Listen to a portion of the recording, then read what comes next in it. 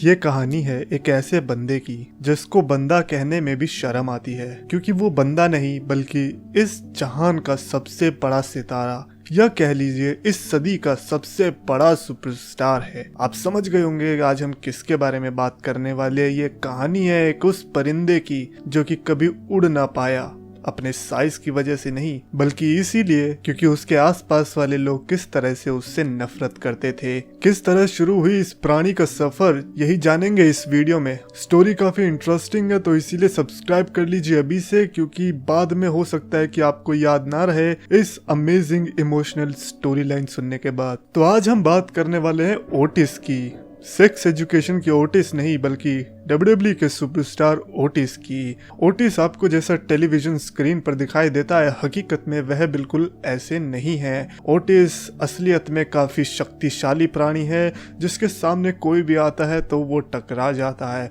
दरअसल ओटिस का जरा भी मन नहीं था WWE नामक कंपनी में काम करने का।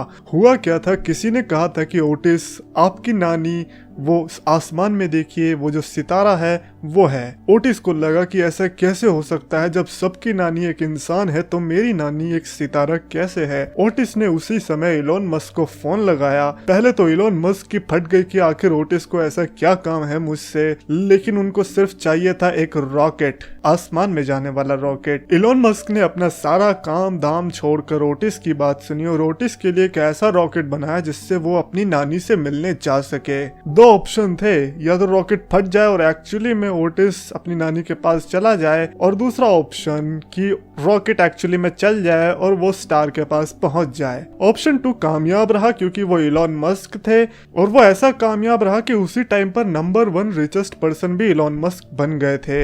यह सिर्फ ओटिस का आशीर्वाद था। ओटिस का आशीर्वाद अब तक जिस पर पड़ा है वो सक्सेसफुल ही हुआ है। इलोन मस्क आज तक उसको दाद नहीं देते, जो कि काफी बुरा है, but deep inside Elon Musk अंदर से शायद उन्हें पता है कि ओटिस किस खेत की मूली है। खैर, मूली जैसे ही दिखने वाले एक रॉकेट के अंदर बैठे ओटिस का सफर ऐसा हुआ कि वो सिर्फ 3 दिन में रॉकेट से सितारे पर पहुंच गए, क्योंकि रॉकेट को भी पता था मेरे को जल्दी से जल्दी ले जाना होगा वरना मैं फट जाऊंगा। पर दिक्कत यह हो गई कि साइंस के साथ टकरा गए ओटिस। अगर किसी और के साथ टकराए होते तो शायद बच जाते, लेकिन साइंस के साथ नहीं टकराना चाहिए था। ओटिस सितारे से टकराकर सीधे पृथ्वी पर आ गिरे। पहले भी पृथ्वी पर ही थे और अभी भी पृथ्वी पर ही आए हैं, ज्यादा कोई डिफरेंस नहीं आया। बट पहले अपने घर में थे, लेकिन इस बार लैंडिंग हुई उनके कनेटिकट के ऑफिस यानी कि WWE के हेडक्वार्टर्स में, और सीधा विंस मैकमैन के टेबल पर। पहले तो विंस मैकमैन को देखकर धक्का लगा कि अचानक से 3 बंदे कैसे आ गए। नहीं, मैं फैट जोक नहीं मार रहा हूँ। ओटिस के साथ उसके 2 दोस्त और गए थे जिन्होंने ओटिस की काफी हेल्प करी। अगर वो ना होते तो शायद ओटिस आज जिंदा ना बचते, क्योंकि वो दोनों थे अमेरिका के बेस्ट शेफ के बिना ओटिस का काम नहीं चलेगा। खैर, विंस मैकमैन ऑलरेडी काफी दिक्कत में थे क्योंकि उनकी कंपनी नहीं चल रही थी एंड उनको चाहिए था एक ऐसा मसीहा जो कि उनकी कंपनी को बचा सके। रोमन रेंस को काफी हेट मिल रही थी और विंस मैकमैन को लगा कि शायद ये पासा मेरा पलटने वाला कभी भी नहीं है, तो इसीलिए उन्होंने ओटिस को देखकर उनके अंदर एक ऐसी भावना जगी जो कि शायद विंस मैकमैन के अंदर कभी भी नहीं जगी थी। ट्रिश स्ट्रैटस को किस करते टाइम भी नहीं, और यह भावना बहुत ही भयंकर थी, जिसके चलते विंस मैकमैन ने कहा, ओटिस क्या आप रिंग में आकर लड़ना चाहोगे? तो ओटिस ने सीधा हाँ कर दिया। ओटिस को नहीं पता था कि आगे क्या होने वाला है। ओटिस का टेस्ट लेने के लिए विंस मैकमैन ने उनके सामने खड़े किए 3 महारथी सुपरस्टार्स, फॉर्मर वर्ल्ड चैंपियंस। उनका नाम नहीं लेना चाहूंगा, मैं नहीं चाहता कि उनकी प्राइवेसी पर कोई भी दाग आए, और वो इतने बड़े सुपरस्टार्स हैं कि उसके आगे जो होने वाला है अगर ये पता चल जाए तो शायद आपको बुरा भी लग सकता है, आपके फैंस नाराज हो जाएंगे, इसीलिए उनका नाम हम लीक नहीं करने वाले, डोंट वरी। तो उसके बाद फिर जो भी हुआ वो सिर्फ विंस मैकमैन ने देखा और उन 3 बंदों ने देखा, और उसके अलावा और किसी को नहीं पता कि क्या हुआ था उस रात। ओटिस ने उन तीनों को ऐसे उठा कर पटका कि तीनों को अपनी नानी याद आ गई, और ओटिस को भी। वेल, क्लियरली नानी वाज द रीजन कि ओटिस इन सबसे जूझ रहे थे। उसी समय विंस मैकमैन को मिल गया था उनका नेक्स्ट सुपरस्टार।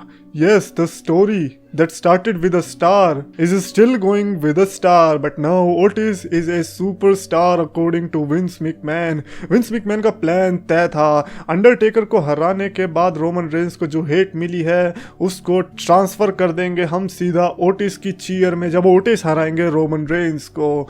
ओटिस के साथ कॉन्ट्रैक्ट नेगोशिएशन हुआ, उन्होंने भारी अमाउंट भी डिमांड करी तो विंस मैकमैन जरूर माने। उन्होंने कहा कि हम ब्रॉक लेसनर को एज अ पार्ट टाइमर रख लेंगे, लेकिन हम आपको फुल टाइम देंगे, उनका जो पैसा काटेंगे वो हम आपको देने वाले हैं। इतना मान बढ़ गया था ओटिस का, लेकिन ओटिस को फिर अंदर से हिट हुआ जो उनकी नानी ने उनको बात बताई थी, जिसके चलते ओटिस ने ये सब करने से मना कर दिया। और उन्होंने ये भी बताया कि यहाँ पर जो भी हुआ है वो किसी को भी नहीं पता चलना चाहिए, मैं बिल्कुल एक नॉर्मल सुपरस्टार की तरह लड़ूंगा, क्या आप मेरे से ये प्रॉमिस करते हो? और जब भी आपकी कंपनी को मेरी तगड़ी वाली जरूरत होगी तब मैं आपका साथ देने वाला हूं। तो ऑलरेडी सिचुएशन काफी गंभीर थी, क्योंकि WWE में विंस मैकमैन को अगर कोई चीज पसंद है तो वो है उनका बेटा नहीं बिजनेस, और बिजनेस के लिए वो कुछ भी करने को तैयार है। एक इतना बड़ा ऑफर, इतना बड़ा सुपरस्टार अगर ऐसे रिजेक्ट करे तो विंस मैकमैन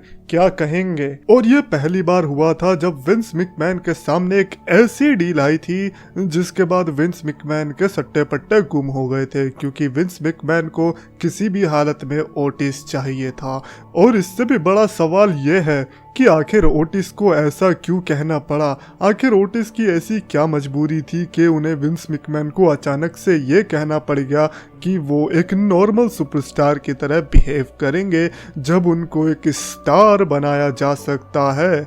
क्या वो एक स्टार बनने से डर गए हैं, या उनका कोई ऐसा डर है, या फिर उनका कोई ऐसा मिशन है, या फिर उनकी कोई ऐसी चीज है जिसके बारे में विंस मैकमैन या फिर किसी भी एक आम इंसान को नहीं पता, जो कि पता होनी भी नहीं चाहिए? उसका राज तो हो सकता है कि दबा रह जाए या फिर खुल जाए। अगला चैप्टर क्या होगा इस स्टोरी का वो तो ऑफ कोर्स हम ही जानते होंगे, लेकिन बालक आज की वीडियो इतनी छोटी रखनी है हमें कि आप बोर ना हो। और ओटिस की स्टोरी ऐसी ही होती है जो ज्यादातर आपको सुला देती है, लेकिन ऐसा सुलाती है कि आपके अंदर इतनी मोटिवेशन आ जाती है कि आप उठते ही कुछ करने का जुनून दिखाना चाहते हो। तो अगर आपको भी ओटिस के अगला चैप्टर क्या हुआ वो जानना है तो उसके लिए आपको लाइक बटन दबाना पड़ेगा, उससे हमको पता चलेगा कि ओटिस की इस सुपर हीरो स्टोरी में आगे क्या हुआ। क्या विंस मैकमैन इस डिमांड पर एग्री कर गए या नहीं, या फिर ओटिस ने विंस मैकमैन के साथ वही किया जो ओटिस ने अपनी नानी के साथ किया था। रेसलिंग फैंस को पास बुलाया, मीठे शब्दों से सबका दिल था चुराया, अपने नाम का सच टर्म था बनाया, 2 लाख का इसने परिवार था जुटाया। पर समय की मार है या मेहनत की हार है, ये खुद को बदलना तो मेरे शब्दों के विचार है।